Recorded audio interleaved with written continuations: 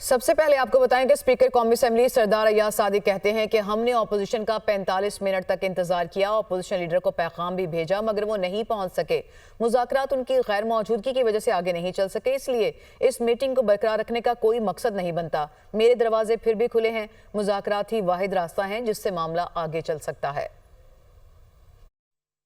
ہم نے تقریباً 45 منٹ انتظار کیا، میسیج بھی کیا ان کے secretary to leader of the opposition کو، جن کا جواب یہی آیا کہ لگتا ہے کہ وہ شاید میٹنگ میں نہ آئے، مگر چونکہ یہ مذاکرات آگے ان کی غیر موجودگی کی وجہ سے اب نہیں چل سکے، تو اس لیے یہ فردر اس کے اوپر بات کرنا یا اس میٹنگ کو کنٹینیو کرنے کا کوئی مقصد نہیں بنتا۔ میرے دروازے پھر بھی کھلے ہیں اور میں پھر اپوزیشن سے اور گورنمنٹ سے توقع رکھتا ہوں کہ مذاکرات کا راستہ نکالا جائے۔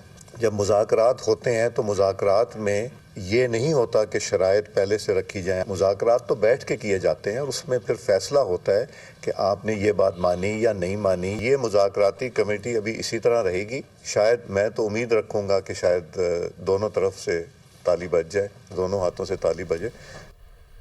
Chairman P T I barrister Gohar نے کہا ہے کہ بدقسمتی ہے کہ حکومت کے ساتھ مذاکرات آگے نہیں بڑھ سکے۔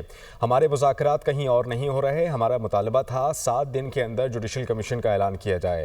سیاسی جماعتوں کے ساتھ رابطے کر رہے ہیں، 26ویں آئینی ترمیم کے خلاف اور آزاد عدلیہ کے لیے سب کو اعتماد ملیں گے۔ آج ایک ہی جو مذاکراتی کمیٹی بنی تھی اور مذاکرات ہو رہے تھے، یہی مذاکرات تھے اور کہیں نہیں ہو رہے تھے، اور یہ بڑا انفارچونیٹ ہے، مذاکرات آگے نہیں بڑھ سکے۔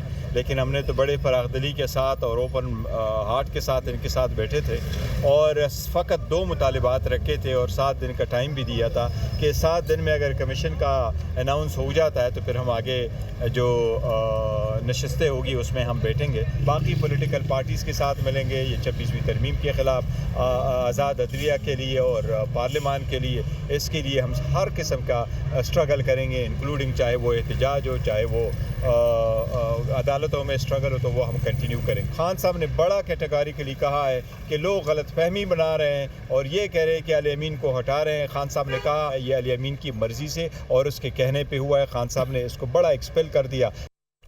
حکومتی مذاکراتی کمیٹی کے ترجمان عرفان صدیقی یہ کہتے ہیں کہ تحریک انصاف نے عملی طور پر مذاکرات ختم کر دیے، ہم نے انہیں جواب دینے کے لیے 7 روز مانگے تھے اور وہ مذاکرات میں آتے تو ہم ان کو اپنا لاحِ عمل اور جواب سے آگاہ کرتے۔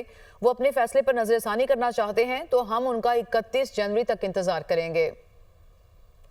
آج انہوں نے اس مذاکراتی عمل کو ختم کر دیا ہے جس کا آغاز ان کی طرف سے ہوا تھا۔ ہم نے صرف 7 ورکنگ ڈیز مانگے تھے، وہ اگر نظر ثانی کرتے ہیں اپنے فیصلے پہ تو پھر ہم غور کریں گے کہ ہمارا اگلا رد عمل کیا ہوگا۔ 31 جنوری تک جو ان کی ڈیڈ لائن ہے یہ موجود رہے گی۔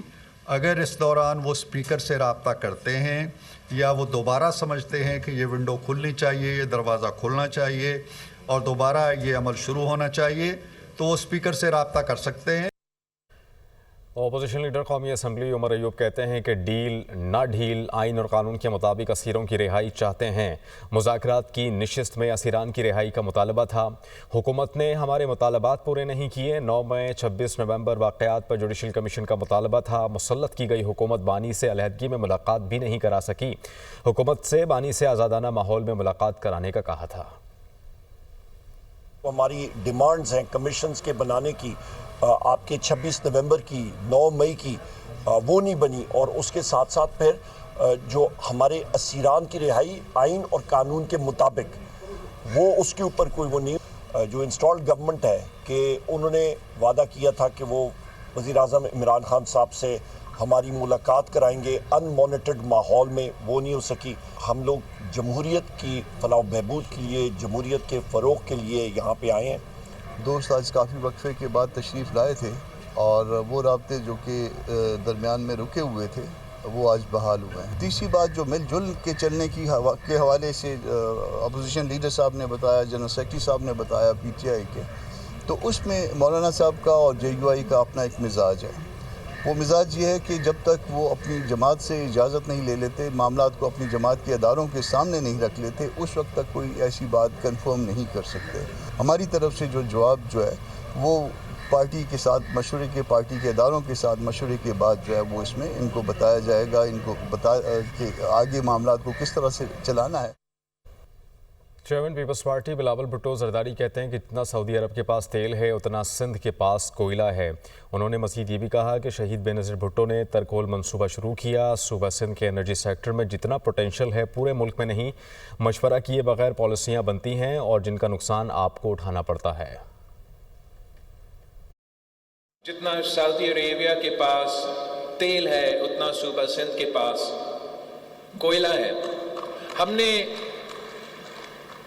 آپ سوچے شہید بی بی نے 90 کی دہائی میں یہ کوشش کی کہ یہ شروع کرے، پالیسیز بنائے جاتے ہیں اور ہم سے آپ سے مشورے کیے بغیر یہ پالیسیز بنتے ہیں اور اس کا نقصان میں اور آپ اٹھاتے ہیں۔ کوئی آپ کا چیف منسٹر صاحب سے شکایت ہے، کوئی آپ کا کسی اور وزیر سے شکایت ہے، کوئی بیوروکریسی سے شکایت ہے تو مجھ سے کر لیں۔ کہیں اور جانا اور چگلی کرنا کی کوئی ضرورت نہیں ہے۔ میں اسلام آباد چلتا ہوں تو ڈٹھائی سے کہتے ہیں وہاں کے بیوروکریٹس، وزیر اعظم تک کہ الحمدللہ ہم نے پاکستان سے لوڈ شیڈنگ ختم کی۔ تو ہمارا تو اعتماد ہی اٹھ چکا ہے کہ ہمیں کبھی بجلی ملے گا، وفاق سے نہیں ملے گا، ہم نے اپنا بندوبست کرنا ہے۔ وزیر اعلیٰ مریم نواز نے فروری میں پنجاب میں 20,000 گھروں کی تعمیر کا ٹارگٹ دے دیا۔ وزیر اعلیٰ پنجاب مریم نواز کی زیر صدارت خصوصی اجلاس ہوا۔ 3 اور 5 مرلے کی ہاؤسنگ سکیموں کا تفصیلی جائزہ لیا گیا۔ اپنی چھت اپنا گھر پروگرام کے پروجیکٹس میں پیش رفت کا تفصیلی جائزہ لیا گیا۔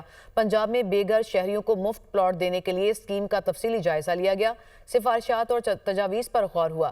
عوام کو فری پلاٹ دینے کے لیے TORs طے کرنے کے لیے 8 رکنی کمیٹی بھی قائم کر دی گئی۔ گورنر انیشیٹو اور جامعہ کراچی کے درمیان مفاہمتی یادداشت پر دستخط۔ گورنر سندھ کامران ٹیسوری نے کہا کہ IT کے طلبہ سے کیا گیا وعدہ آج پورا کر دیا۔ IT کے طلبہ کو جامعہ کراچی کے سرٹیفکیٹ سے وسیع مواقع دستیاب ہوں گے۔ سرٹیفکیشن کے بعد IT کورسز کرنے والے یہ نوجوان 10 سے 15,000 ڈالر سے زائد ماہانہ کمائیں گے۔ 50,000 طلبہ کو IT کورسز کروا رہے ہیں۔ سینٹ نے متنازع پیکا ایکٹ ترمیمی بل منظور کر لیا ہے۔ وفاقی وزیر رانا تنویر حسین نے یہ بل پیش کیا اور اپوزیشن کا بل کی منظوری پر شدید احتجاج، شور شرابہ۔ صحافیوں کا متنازع پیکا ایکٹ ترمیمی بل کی منظوری کے خلاف پریس گیلری سے واک آؤٹ۔ وفاقی وزیر رانا تنویر حسین نے کہا سوشل میڈیا پر دوسروں کی عزت سے کھیلنا درست نہیں، مثبت تنقید کو ویلکم کریں گے۔ صحافیوں کا پیکا ایکٹ ترمیمی بل سے کوئی تعلق نہیں ہے۔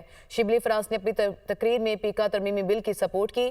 ANP ارکان کی پیکا ایکٹ کی مخالفت، ایوان سے واک آؤٹ کیا۔